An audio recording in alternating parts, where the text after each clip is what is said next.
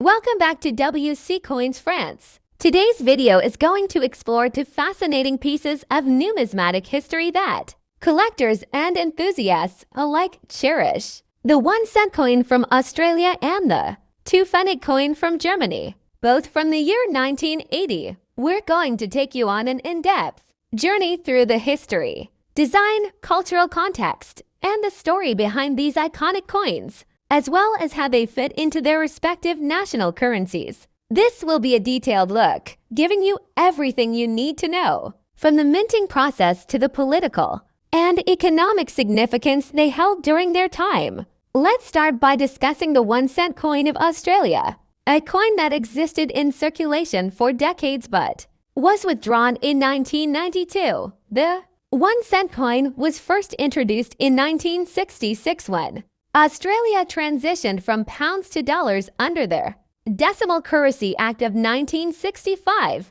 Before this change, Australia used the British imperial system, which meant the pound was subdivided into shillings and pence. However, with the move to the metric system, Australia adopted a decimal currency structure, and the dollar was divided into 100 cents. Just like the United States and other countries, the introduction of the 1-cent coin was part of a broader shift towards a simpler, more efficient monetary system. It was one of 6 new coins minted to make up the Australian currency at the time. The 1 cent, 2 cent, 5 cent, 10 cent, 20 cent, and 50-cent coins, along with the $1 and $2 notes that would come later. The coin was made of copper-plated steel, and it measured 17.53 millimeters in diameter with a weight of 2.6 grams. The reverse of the 1-cent coin featured a representation of a native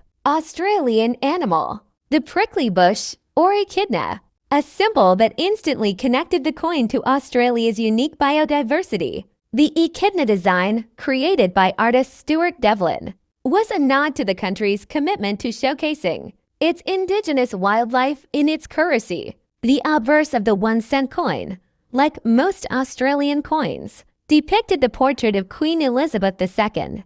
As Australia is part of the British Commonwealth, the portrait was designed by Arnold Machen, a famous British sculptor, and it remained the same throughout the coin's circulation. The design itself was simple, yet elegant, as it was meant to represent Australia's connection to the British monarchy, while also embracing its own national identity through the depiction of native animals on its currency. For years, the 1-cent coin remained a small but necessary part of everyday life in Australia.